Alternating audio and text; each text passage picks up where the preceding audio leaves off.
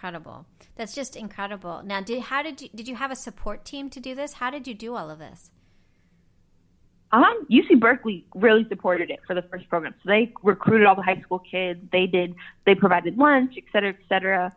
But as far as the support team, it was really me by myself until one day I was taking the kids down to a fabric store, and a volunteer that became one of them, like a poor volunteer, she just saw the kids, working and was like, oh, what are you doing? I'm like, hey, I'm teaching them how to sew. She's like, I'm a really good embroidery artist. And I was like, oh, well, I'm pretty miserable. If you'd love to, come down and help me teach them how to embroider, I would love it. She was like, absolutely. So she came down, and due to her instruction that she, supplemented everything with, she taught them feathering stitches and et cetera, et cetera. So it was cool. It's always been a community, I think, experience, because sewing is such a communal, artistry, and I feel like everyone has something that they can contribute. Yeah, that's so cool. Okay, so did you continue to do it while you were at Harvard? How long was your master's program?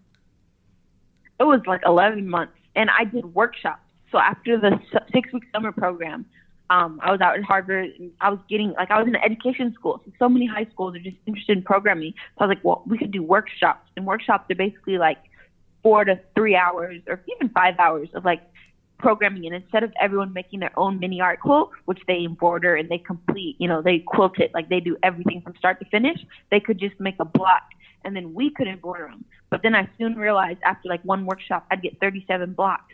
It would take me like 3 years to embroider 37 blocks. Yeah. So then I made an Instagram account, and I kind of just put out a call, and I'm like, hey, if anyone knows how to embroider, I'd love to mail you a block. Please embroider it and ship it back.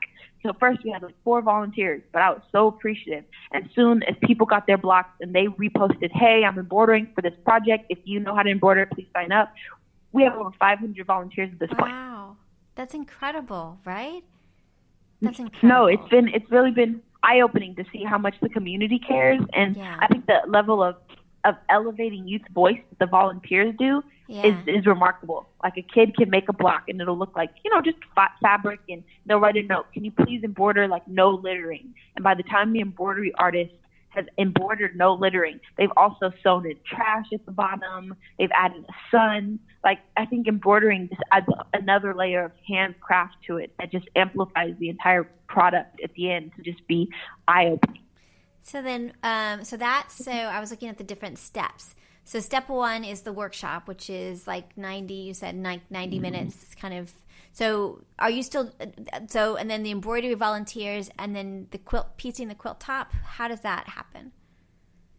So we have Bay Area volunteers. So I might piece one. We have like 3 volunteers that are just really great. Like they were embroidery volunteers, but then they came to a workshop and we connected. And so like Colleen, I'll piece one, Nancy, we have another one named Kathy, and they're just Bay Area, Richmond, Oakland, Berkeley women who used to volunteer, but now they're a lot more involved. And at this point they can lead their own workshop.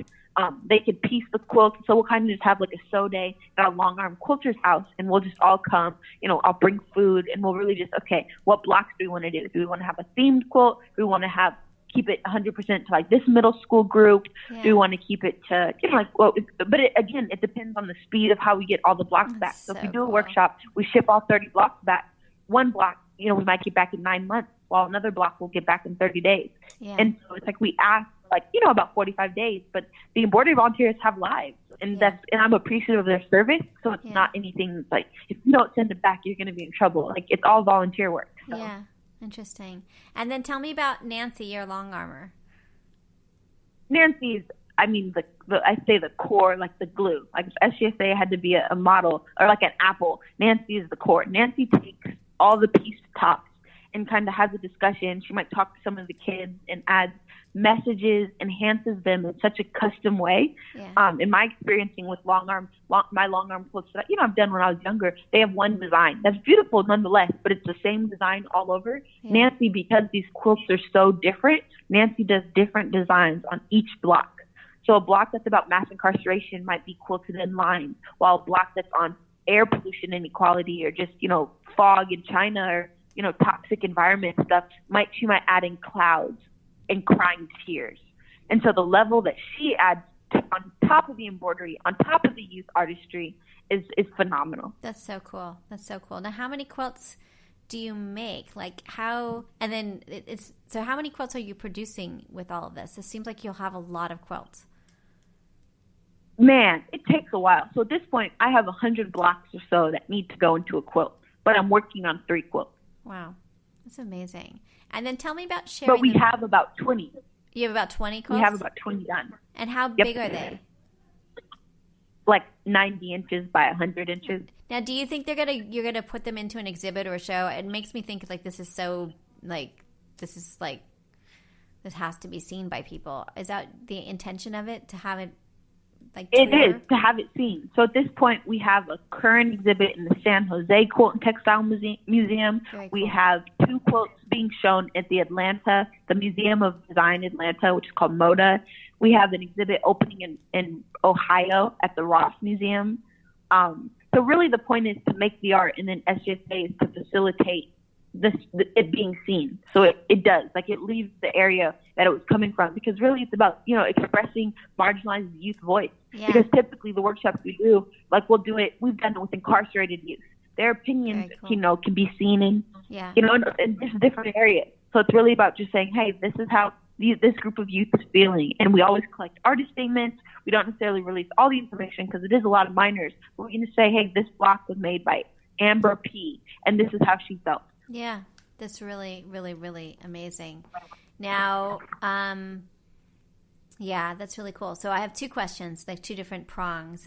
First, do you think that you'll expand outside of, do you think, I think of New Orleans and other cities, do you think that you'll have, satellite versions of this, or you think it'll stay where you are? So this year we did workshops in Texas and Baltimore. We had a workshop yesterday in Washington, D.C., because some of our embroidery volunteers have graduated beyond just being an embroidery volunteer. And we FaceTimed and just kind of developed a curriculum, and they can go do their own workshops. That's so I think really cool. Ideally the goal would be to create 5 different strands of curriculum tailored to different demographics, and everyone to be, making their own workshops, mailing the art back. We can keep the integrity of just mailing because I think adding the layers of embroidery make a difference. Some of the blocks go to France. Some of the blocks go to Australia. It's more than just U.S. based, but it's definitely an international community sewing circle at this point. That's really cool. And then funding. How is this project funded? I write grants. So I write, and I've received a few small grants, but really it's funded on people donating fabric, and then just small donations that they might give to our website, www.sjsacademy.com. And if someone's listening, and so this will be on a podcast, you're cool with it being released, I imagine? Yeah, we're cool with that? Absolutely. Cool. If someone's listening and they think, I so want to get involved, what do they do? They can go to our website. So if they know how to sew, there's a block that says get involved, and they can give us their address, and we'll mail them a block to be embroidered. If they happen to just have a bunch of fabric, they can definitely shoot us an email or just mail it to the P.O. box. All fabric donations are tax deductible. In addition to fabric, we're always open to sewing machine donations, scissors, rotary cutters. Oftentimes after we have, a summer project, some of the kids want to keep a sewing machine. Yeah. And who are we to, prohibit that? So, the supplies are never we have enough. Yeah. It also makes me think, we'll probably can edit this part out, but it makes me think, are you guys going to be, Houston has the nonprofit section of the Houston Quilt Festival. Are you guys going to be there? We're in it. We definitely will this November. We are going to be there too. I'm so psyched. We'll have to come interview you and stuff. We're a special exhibit. We applied to be a special exhibit. You did? So they said, yeah. Yes, that's so exactly what I was thinking. Oh, that's so cool. Have you been there? I'm so excited. Oh my gosh. See it. It's going to be huge. And if you release the podcast, it's going to be big. It's going to be top of line. That's why I'm finishing 3 quilts now. If you release the podcast right before, or no, maybe not right before, because people need to know. But the Houston, because the last quilt show we've been in was QuiltCon, and QuiltCon is kind of no offense, but it's low-key bougie because they pick what they want. Yeah. And being a special exhibit means everything that we want gets to be in. That is so cool. Well, I was there last year. Have you been there? Last year they had the World War II Holocaust thing, and it was they gave it such good space, and it was so moving that to be able to have a special exhibit there is just going to be huge. I'm Wow, really it's excited. going to be great. Well, I would love to, I'd love to get this out now, but I'd also like to chat with you as you go about how you get ready for such a big thing. It would be really interesting to sort of follow your progress because I think it's going to be amazing. And if we're going to be there, do you have a camera or anything? What if we made a movie about just talking to the traditional participants, like their perception of it, that we could then show back to the youth? Yeah. Because it's like, what do you think? Like, I think that would be amazing, quilting could be political? Yeah. You and I could come with like 5 questions, and like you clearly have the podcast voice, but like you could ask, because if I ask them, they might like I feel like people might be it's totally different, right? Exactly. Yeah, totally so different. If you came up with like 5 questions that you could ask them, like, what do you think? And like these, remind you not to critique the art, but these are their kids' first art anything. Right. So it's like if you say, well, the points aren't perfect. Well, I mean, like, what do you think of their message? What do you think of what they're trying to say? What do you think of what it's doing? Do you think quilting should be? I think we could make a really cool video just because there'll be so many, people in Houston. And Houston, Texas is a bearing arms right. Like a lot of our quilts are anti-gun. So I'm really going to be interested in the juxtaposition between the traditional quilting demographic with all these marginalized, a lot of LGBT youth, a lot of homeless youth, a lot of, trans youth, like, what do you think for their messages being in quilting? Yeah, no, I think I'm in, so I'm totally in. Like you decide, we can do whatever you want. You got me at yes. I mean, you got me at the. You're a law professor. You have all the best questions. Let's just bring a camera and just record. I mean, like we could get a little sign for them. They're gonna all be adults. Yeah. Okay, do you mind being in the video? But we could really just record them in front of the exhibit. What did you think? What moved you? What questions? What would you ask the youth? And we could just have this is how people interact with the exhibit. Yeah. I know at QuiltCon, we had a lot of people that cried. We had a lot of people that hated it. We had a lot of people that said, this quilt is all about criminals. And the quilt was like Emmett Till, Freddie Gray. Amazing. Like this is amazing. These are all criminal codes. Yeah, this is so this is what I think, like, we're interviewing the AIDS project, and I always think about, like, I was so influenced by that as as I was like kind of kid, right? I was like just out of high school, but like expressing how you feel in fabric and then putting it out there in the world and seeing it over and over again, like the individuality, but then all of that stuff is so powerful and so important.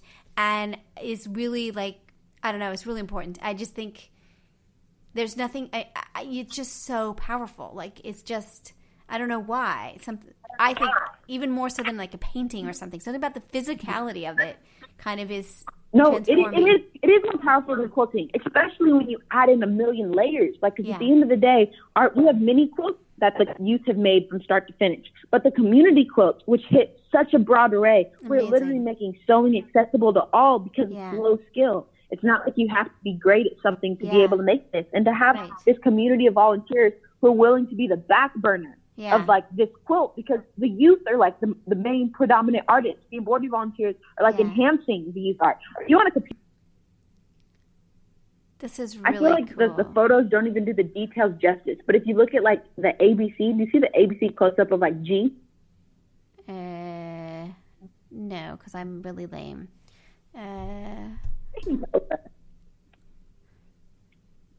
Tell me where to look. Is it towards the? It should be like I think the top. Let me see if I can find the exact one. It's the first one. It's after the ABC and it says G is for gentrification. The first one. Does it say women? No, I'm not getting to it. Mine looks different. Do you see it? You can see on my screen. So tell me. Nope. No, I don't see it. Okay, well, that makes me feel better. Yeah, I don't see it. It's still insanely But do you see the whole folder of all the quilts? I see Social Justice Academy quilts. So I have about... Yeah. Oh, G is for gentrification. It's at the bottom. It's at the bottom. Okay, there you go. Yeah. It's at the top of mine. But you see the quilting, like how everything is echoed? That's and then really there's cool. dollar sign at the top? That's really, really, really So cool. if you look at this, the artist did all the cutting, like all the cutting. The sewing embroidery volunteer did all these little stitches around everything that was cut. And the cool thing is the embroidery artist did that coming soon sign and the open now sign. And then the long arm artist echoed around the guy, echoed around gentrification, That's added really dollar amazing. signs between the, like she added all those Yeah. financial dollar signs. Yeah. But then look at another one from this one. Like the Yeah. other one is like U or S at the top. Now, what? Hold on. I don't see it. Do you see it? I think it's in a different order for us.